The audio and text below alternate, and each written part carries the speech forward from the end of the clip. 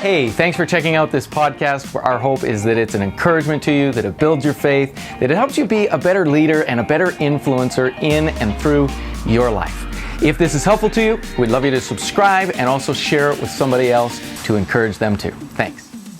All right, welcome to the VC podcast this week. My name is Jeremy Holsworth, and I'm here with Pastor Dan Goddard, and we are so excited to be diving in with you today. Yes, we are. Super pumped. We're doing another podcast. Yeah, today, we're going to be talking about the topic of discouragement. Yep. So, I love to start these podcasts with a bit of something more personal before we dive in. Okay. So my question to you this week is, lately, how have you been discouraged? Lately, how have I been discouraged? Well, there's days where I look at the challenges that we're facing personally or as a church or, in my world, and then I start to kind of feel overwhelmed by those. So, currently we're in this 18 months of COVID, so then I wonder, how much longer is it going to go? Or what are the next steps? Or how are we going to handle this issue or that issue? Or sometimes I get disappointed with people. Sometimes I think, wow, I wish this person would have done that. Sometimes I'm disappointed with myself. And I think, I wish I would have said this or behaved that way. And then those things can drag me down. Yeah. For me, I've been discouraged with our young adults group lately. Yeah. So this is going to get personal for me. Okay. Man, young adults, youth, they're so close to my heart. And what's beautiful about it, and I'll touch on this later as we dive into the practicals. This will be my anecdote for answering these questions. But our young adults group hasn't been growing too much lately. A lot of people move away. Yep. I've been feeling a sense of stagnant, just that we're not moving, kind of getting frustrated. And I've been discouraged because I've been measuring young adults to other things. So youth is growing, everything's great, everyone's excited. Yeah. Our young adults group is struggling with getting certain people to be committed in certain areas, and some people are just moving away. It's always discouraging when people move away. Yeah. And I've been discouraged with it. And here's the root of the discouragement for me. Yeah. It isn't that the young adults group isn't A, B, and C. I think for me the root of my discouragement with it has been I didn't fix this. Okay. I'm discouraged with myself. I feel like I could have done more, or if I talked to this person in such a way, maybe they would have stayed or acted in this way. And I've been discouraged because I feel like I'm not enough. Yeah. Make A, B, and C happen. When I think discouragement turns us in on ourselves, right? It starts to make us think why didn't I fix this? How come I didn't do better? Exactly. What could I have done? And where you started there, just to not to analyze you too much, but I think unmet expectations. There you go. And just expectations in general are one of the one person said it this way: expectation is the mother of disappointment. Oh. Right. Oh. So. I think sometimes we're like, this is going to go forward, this is going to grow, or this person's going to be with us forever, and then they move, and that's an expectation that gets removed, right? And then it's like, so that's one. And man, that's the heart of it for me. I'm discouraged because I'm comparing it to something that's where I wanted to go next. Yeah. So comparison, I think, is another. So expectations is one place. Comparison is another place where discouragement really sets in, man. As soon as we start to, compare ourselves with someone else, something else, the past, it's like it's not like it used to be. All of those comparisons, that can really... To a year ago, comparing it to another ministry. Yep. Oh, man. Yep, that can beat us up. Comparing our lives with someone else's life, our marriage with someone else's marriage, our kids with someone else's kids, our family, our friendships, where we see somebody else who's got a great friend, and then we compare, and that. And man, I've been walking through this with you for a couple weeks here, and months. Every now and then, I'll be like, I don't know what to do with this, and then we'll talk for a little while, and you will encourage me. I'll go away and think of a few things, and suddenly my vision is better. We'll talk about the three things in the midst of discouragement, and I'm happy to say that I'm not discouraged with our young adults group as much as I feel discouraged, if that makes sense. Yeah. I can feel discouragement and get into my own head about it. And then there are beautiful conversations I have with people that are saying, man, this young adults group is helping me. Yeah. This young adults group is where I'm walking with Jesus and being helped. This young adults group is where I find my dearest friends and get to walk with Jesus with one another. I'm looking at the wrong things, and we'll talk about that in a bit here. So if, those are some of the things that cause discouragement. We've thought about there, like expectations, comparison, overwhelm. Like for me, some of that was the overwhelm. So there's different things that will cause it. But the good news is, like you're saying, you can overcome that, right? When you're feeling discouraged, sometimes you can't see the way out. It just feels like there is no path forward. But you can be encouraged. And it's probably worth saying, battling discouragement is a daily thing. Yeah. So, that comes and goes in waves. And sometimes we're riding the top of the wave and we're wondering, why are you discouraged, man? Let's go. And then other times you're in the bottom of the wave. You're like, how can anybody, be encouraged? I'm sinking fast, kind of thing. So just to remind everybody, if you're feeling discouraged today, just remember, it'll come, and there is solutions. And if you're not feeling discouraged today, if you're on top of the wave, don't be too down on others and don't be too surprised by others. Yeah. So I love to think of discouragement as it's an issue with our senses, I think. So for me, my discouragement it never goes coinciding with my actual circumstance. So the exact same physical circumstances, depending on how I approach it, my approach changes whether I'm discouraged or not. So it's my mindset, my vision. Am I looking at the right things? Yeah. When I take away the comparison. Yeah. When I take away my expectations. Yeah. When I take all these things that I'm overwhelmed with and I simplify it, I step back. I can somehow not be discouraged as much. Yes. And yet the whole situation may look exactly the same. Right, your circumstances haven't changed. Yeah. But I think your perspective of the situation, shifts. Yep. Which that's really our first point, right? That brings us to our first point, which is? Check your focus. Check your focus. So if you're feeling discouraged, check your focus. Yeah. What are your eyes on? What are you focused on? Because if you got your eyes on the problem, you got your eyes on the past.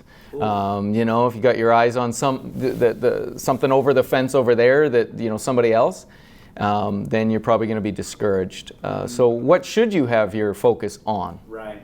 Right. So what do we got to do? You have to have your focus on where your hope is. Right. And so we can speak very. I don't want this to sound like any kind of cliche. Yeah. Or some kind of cheesy thing. I promise you, the cheese is real when I say have your focus on Jesus. Sure. His promises. Yes. The blessings He's placed in your life, the people that are being helped by whatever you're doing. Yep. Having your focus where the importance is and not where the details are or where the issues are. Right. Focusing on where Jesus' hands are. Yeah. The situation is huge. So you keep your eyes sort of forward focused, or that's sometimes what we call vision. Yep. Another term for it would be, keeping your eyes on the promises of God instead of the problems.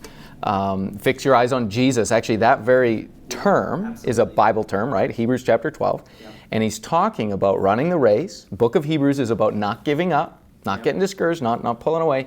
And he's like, keep moving forward, even in the face of difficulty, even in the face of suffering. Fix your eyes on Jesus, right? The author and perfecter of your faith. So one of the ways out of discouragement is to look forward, to look at the vision, to look at the promises of God, to look at where Jesus is taking us. So consciously take your eyes off of comparison. Yes. Consciously take your eyes off of expectations. Yeah. Consciously step away from all the hundreds of things you're looking at and just focus on one thing and focus on Jesus and then go from there, start with a blank slate and go from there. Yes. For me, man, I'm a very go-getter type of person. Yep. You give me a problem, I'm gonna want to fix it, and I won't stop until it's fixed.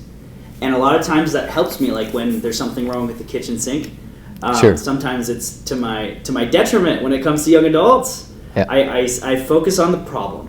I focus on the expectation. I focus on comparison. And it takes some really amazing people in my life to get me out of it. So when I talk about focus, here's what helps me. Okay. I'm talking to some of my friends from young adults, at young adults.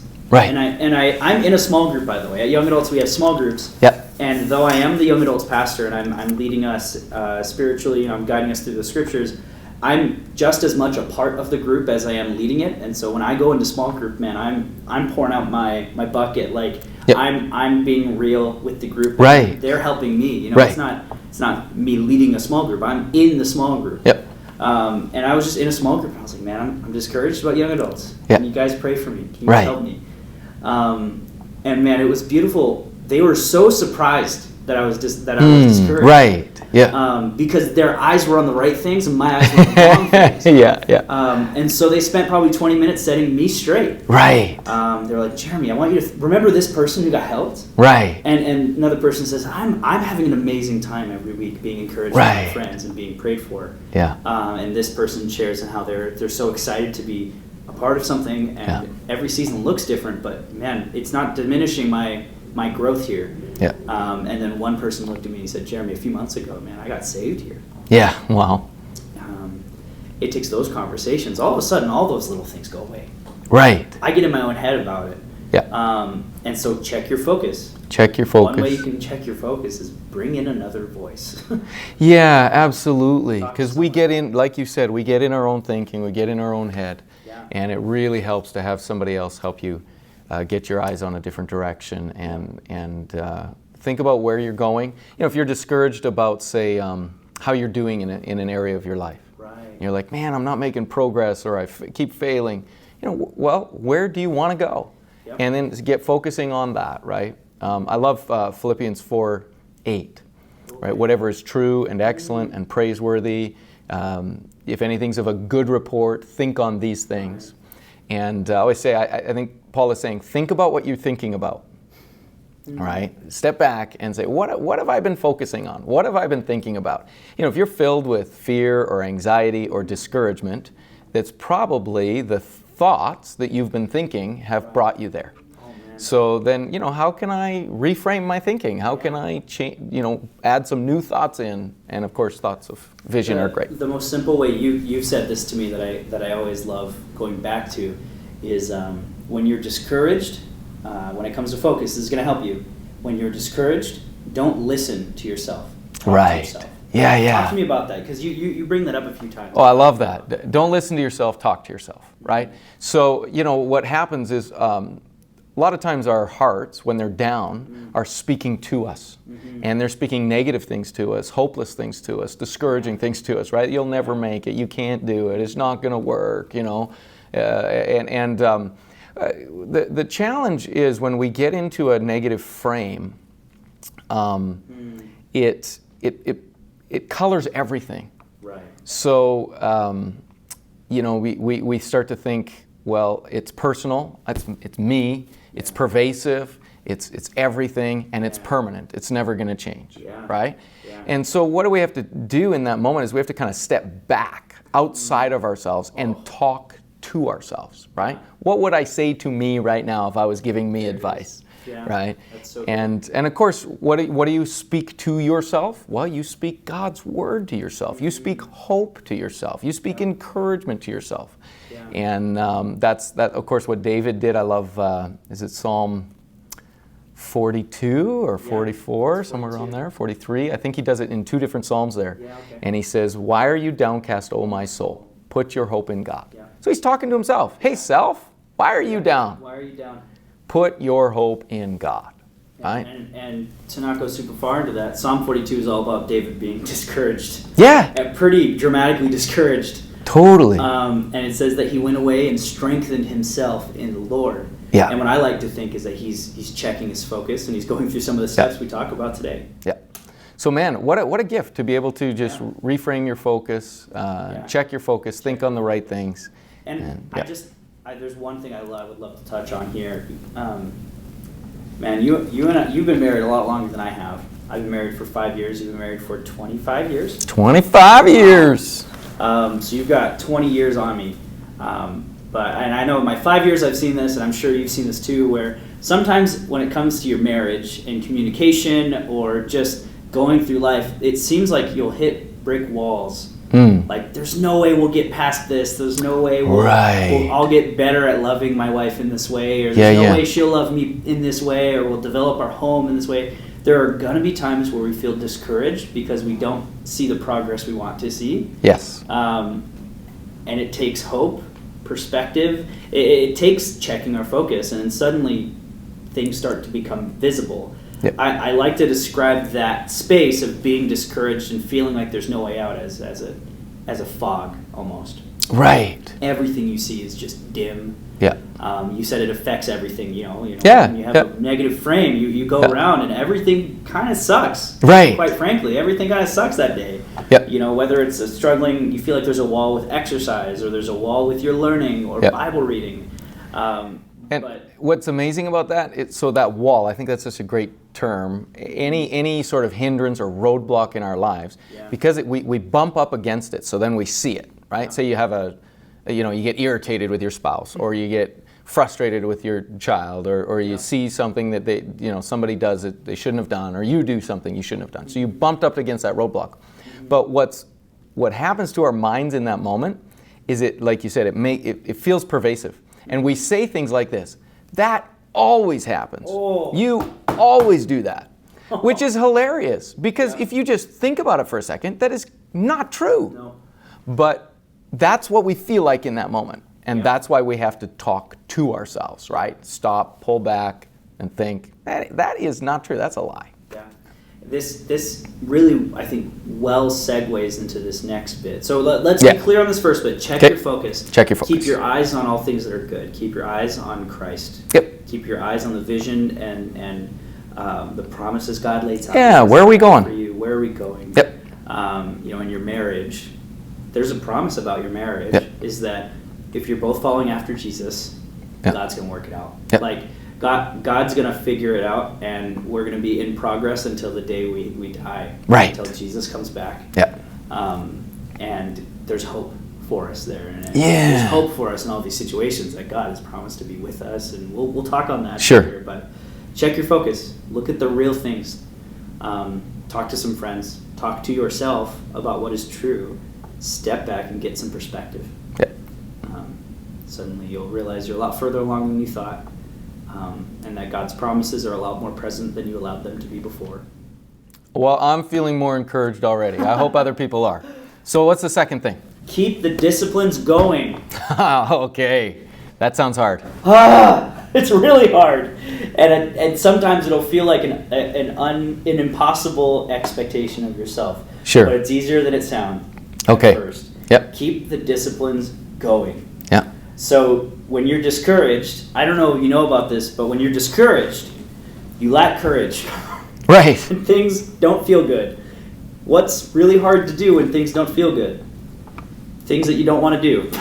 Right. Or things that you don't feel like doing. So disciplines. Right. I think I relate this to working out, for example. When you're having a particularly bad day, it can be really hard to keep doing what you've always been doing. Mm-hmm. It's easy to keep a routine or a habit when things are going well, but it's actually when things are going bad that discipline is mandatory.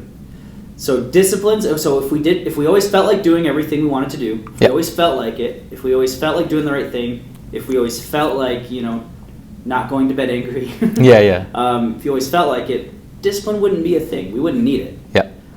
Discipline is a thing because humans will be discouraged. Right. And disciplines are a fail-safe to make sure that we keep growing and that we keep our eyes on that next step as we go. Right. So being discouraged means I don't feel like doing it. Mm-hmm. Discipline means I do it even though I don't feel like doing it. Yep. Right? That's the definition of discipline. You pay now so that you can play later, or you give up what you want now for something you want more. Mm-hmm. Right? And that capacity to do that is the capacity to, or maybe not capacity is the right word, but the choice to resolve. And move beyond my feelings. Move beyond my not allow my feelings to dictate my behaviors. Yeah, I was going to say my wife, talks about this a lot in our first few years of marriage, and it really helped us learn how to be disciplined.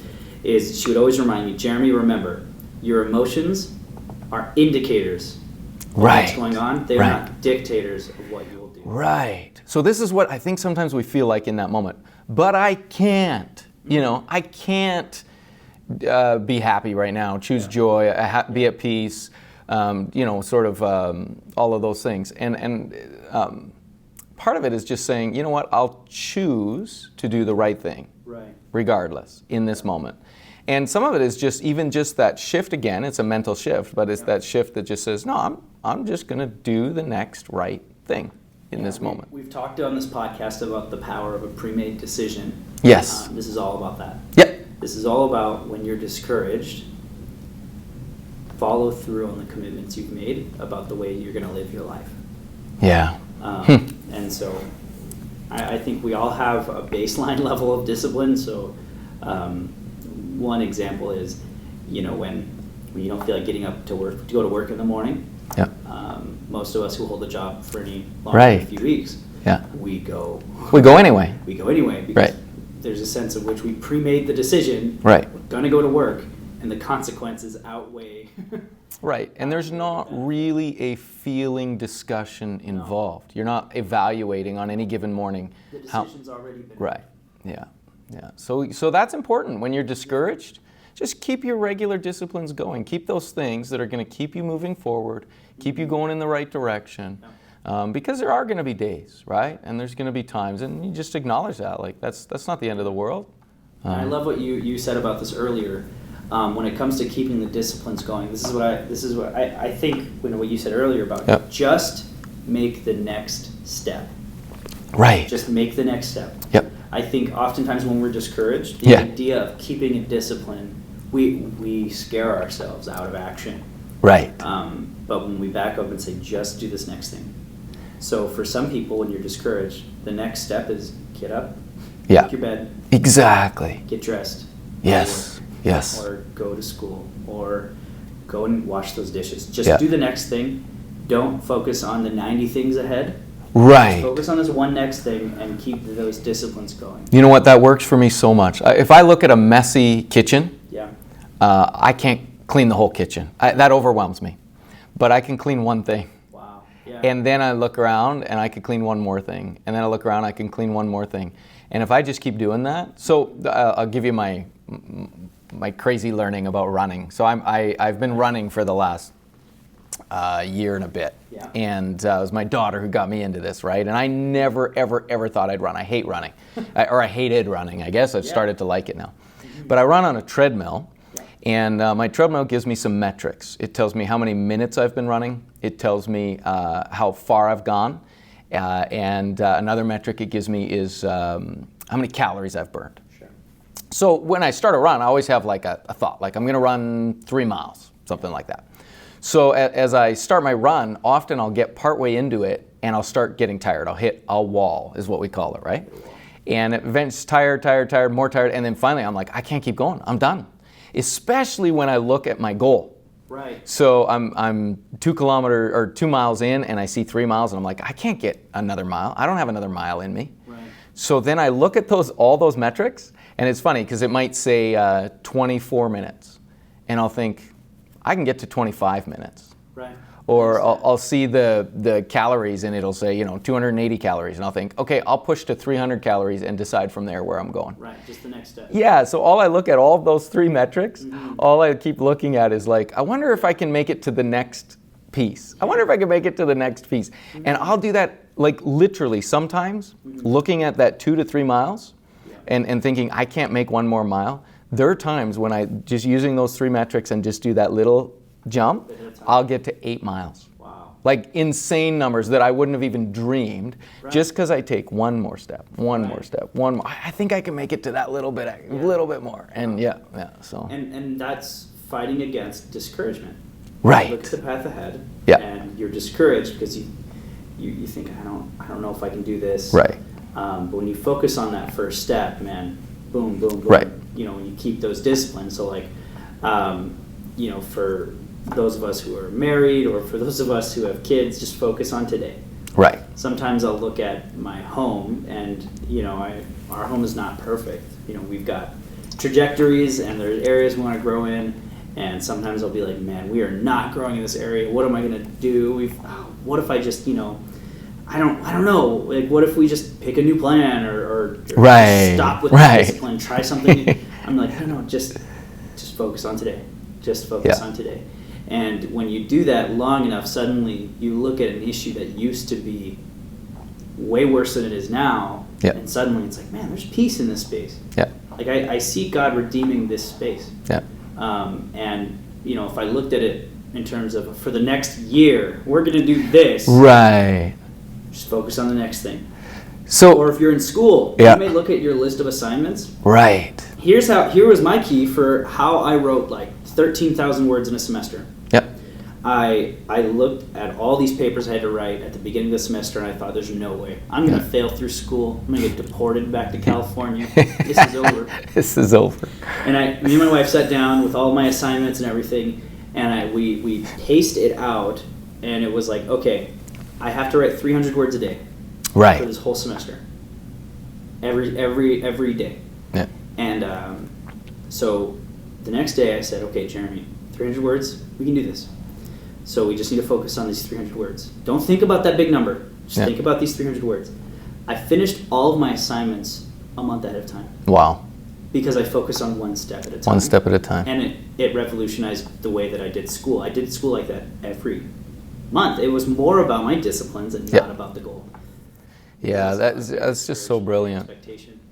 I heard a guy who was counseling people with addictions and various challenges, and that focus on today was such a good, because people are like, well, I can't do that, for the next 3 months or the next year or whatever, and his question back was, can you do it today? Do it today. Can you, if you can do it for today, then we'll get up tomorrow and we'll have this discussion again. That's beautiful. But if you just do it for today and get through it. And then there's actually a book, Dr. Mark Batterson, Win the Day, it's called. Right. Win the Day. Just win today. Yeah. So that's good. And I like reading, it. Same thing, right? Yep. You might think, I can't read all this in a year. Or whatever Bible reading goal you have. But can you read it? Can you read 2 pages today? Yeah. You and I talked a lot about how even just your devotional space for your early years of following Jesus, you were trying to get that devotional practice in your life to click. Yeah. And has this concept played out for you in that way? Yeah. That's my question. Yeah, no, for sure it has. Because for me, I had to get to a place where I just thought, I'm just going to fight every day. I'm just going to get up every morning and try at this. And I'll have a lot of failures because I was failing a lot in those days. But I just knew, I don't care if I'm still failing when I'm 99 years old, I'm still going to try every day to build a devotional life in my life. And just that knowledge that every day I was going to wake up and start over, that flipped a switch in me that got me going. Wonderful. So the first one is check your focus. The second one is keep your disciplines going. And the third one, which I think is the most important, yes, and the linchpin to all that we're talking about here, is recognize His presence, or recognize God's presence. This is it, man. This is the main one. This is the main one. Because the Bible tells us to not get discouraged, right? Yep. But when it does, it tells us how. And this is, I think, probably the main solution or the main message, really of the whole Bible, but of the calls in Scripture to not be discouraged. And that is to recognize that God is with us, right? Mm-hmm. That God is on your side, that He's beside you, and you're going to be okay. Absolutely. I think of Joshua. I love Joshua's story. For all of Exodus, Moses is going through the wilderness with all of God's people, and Moses is with God. Like there's a pillar by day and a cloud by night, and or other way around, cloud by day, pillar by night. Yep. And God's with them, physically with them in that way. And Moses talks to God, and they are going, and they've got big promises and a big God with them. And just before they reach the finish line, Moses dies. Right. Moses dies, and one of his advisors, someone that would have seen him every day, Yep. spent time with Moses, loved Moses, is appointed as the next leader. And the first thing that God says to Joshua in the midst of this crazy situation where he's thrust into leadership, Yep. and the person who always did it is now gone. And without missing a beat, God says to him in verse 7, actually verse 2, Moses, my servant, is dead. Now then, you and all these people, get ready to cross the Jordan River into the land I'm about to give to them, to the Israelites. I will give you every place where you set your foot, as I promised Moses. And he talks about that. Yeah, so they're heading into the biggest challenge of the whole thing, Yep. and their leader's gone, They had every reason to be and discouraged. all they got is Kid Joshua there, right? Yeah. Yeah. Okay. And in verse 6 it says, be strong and courageous, because you will lead these people to inherit the land I swore to their ancestors to give them. Be strong and courageous. Second time he says that. Yeah. Be careful to obey all the law the servant Moses gave you. Don't turn from it to the left or the right. Yep. You'll be successful wherever you go. And I love it. In a couple verses down, it says, have I not commanded you? Be strong and courageous. Do not be afraid. Do not be discouraged. Why? For the Lord your God will be with you wherever you go. You know what? That is one of the greatest promises for me in all the Bible. Joshua 1 verse 9. I'd encourage you guys, if you're watching this, get Joshua 1:9, print it out, put it on your screensaver, put it somewhere you're going to see it. Be strong, be courageous. I always think those two statements were there because Joshua felt weak and discouraged. Yeah. Right? Man, one of the most beautiful things that I learned about reading the Bible is that when God gives an encouragement or a statement like that, it's because the recipient needed it. Exactly. So Joshua was told by God, be strong and courageous a few times. Right. Because, man, he did not feel it. It wasn't there. He had every reason to be discouraged. Right. And we have to watch for that because I think as we read Scripture, we can just think, oh, Joshua was this courageous guy. He was this strong guy. But by inference in the text, he was a weak guy and a discouraged guy. At least in face of this massive at that challenge. moment, and that's why he needed that text. Now, out of that text, he comes out strong, he comes out courageous, but it's because God gave him that word, right? And of course, the promise that the command was based upon right? The Lord your God is with you wherever you go. And that's one of the most repeated promises in the Bible. Yeah, it is. It's the most repeated. The most important.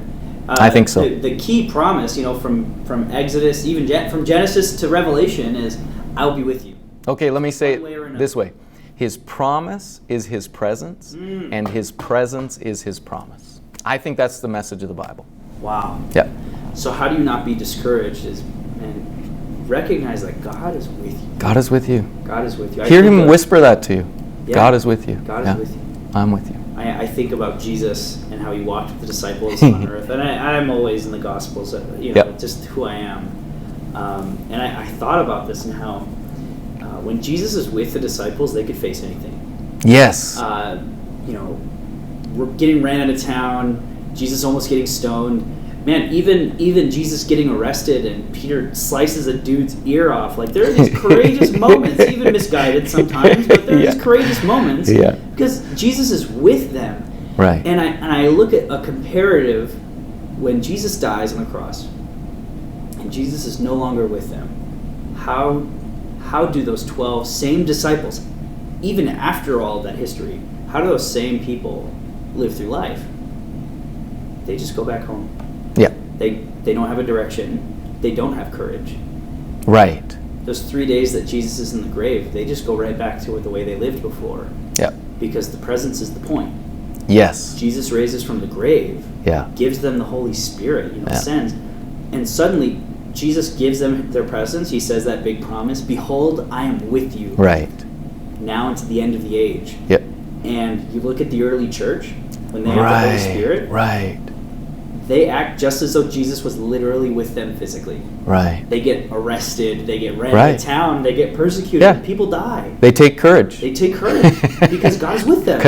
Totally. Because God is with them. And so Yeah. literally, I'm talking about Acts and then way back in the Old Testament, it's consistent all the way through. God's presence is the way that we cannot be discouraged.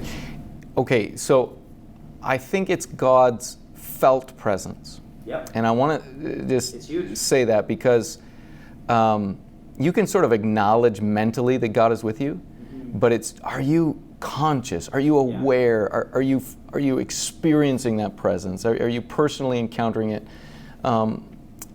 Because without that, we don't have that courage. So I think of one time, you're talking about Jesus and his disciples.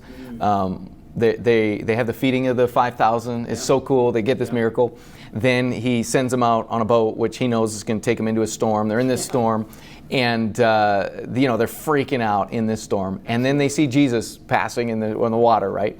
But I just love what he says right there. He says, "Take courage. It is I. Do not be afraid." So the commands, take courage and do not be afraid, are sandwiched around this one statement. It's me. It's okay, I'm here. It's me. Yeah, I'm here. I'm with you. Yeah. And there's just something about when you acknowledge that in a personal way that you go, I'm going to be okay. Everything's going to be okay. No matter what happens, no matter what the storm looks like, if this boat capsizes, if we go down, if this is our last day on earth, whatever happens, it's okay. He's with me. Yeah. And you have to actually consciously recognize it. Right. So God's with you. But Yes. But you can live like He's not. Right. And it's not a good way to live. Like, you'll feel it. I don't need to tell you. Yeah. If you walk through life as a Christian and you don't recognize His presence in your day-to-day like that, man, you're not going to get smitten or anything. Like, this isn't a condemnation. You're just not going to have as much joy, and you're going to be fearful, and you're going to be discouraged. Yeah.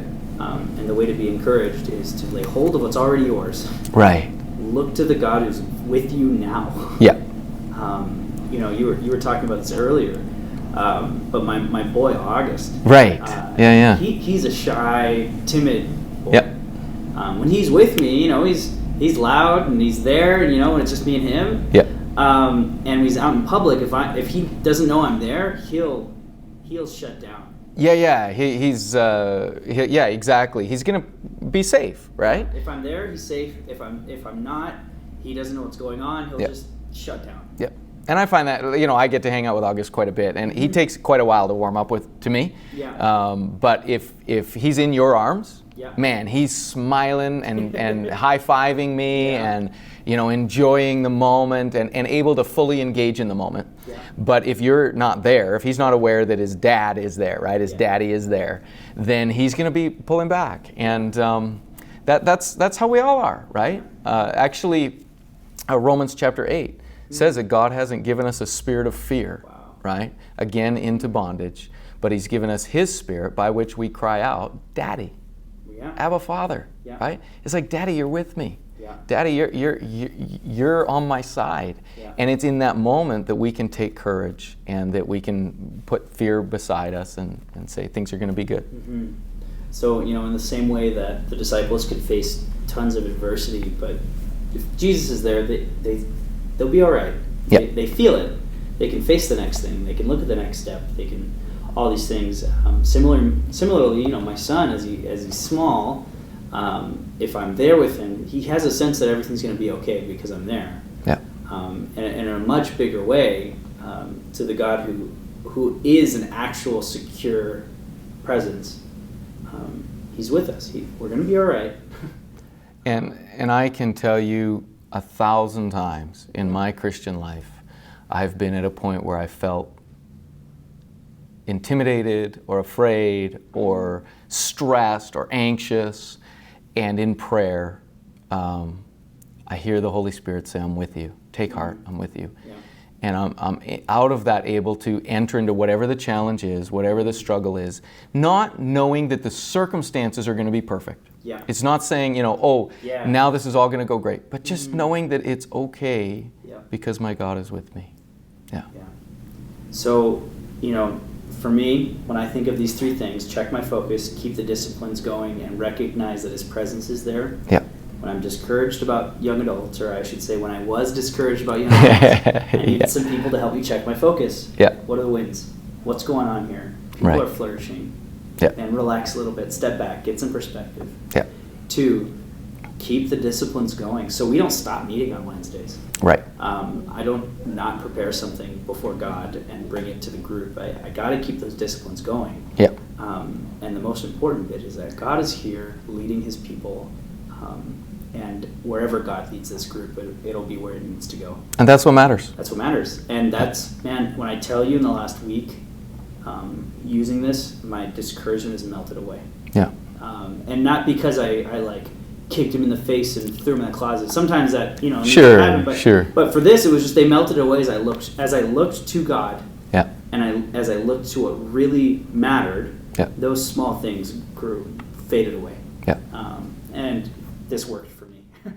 I believe it's God's path. Yeah. And the way Scripture says to do it is to take heart or take courage. Take it. And I think there's 2 ways to do that. I think you can take courage on the wrong basis. Right. And you'll end up with a false kind of courage. And that's scary. It is. And I don't think it'll last you. And of course, it'll leave you a little bit on your own, right? Sometimes in your own pride and so on. Mm-hmm. So it's stir yourself up, grab hold of courage. Yes, I'm going forward, but it's do it on the right basis, right? Your courage should be on the basis of who's with you, Exactly. not on the basis of your ability or Exactly. your circumstance. Yes. Yeah. That's huge. Amen. All right, everybody. Okay. This week, check your focus, Yeah. keep your disciplines going, and recognize God's presence. Yeah, don't be discouraged. Let God encourage you. Let us encourage you. Yeah. Yeah, it's great. Have a great week, everybody. This has been the VC Podcast.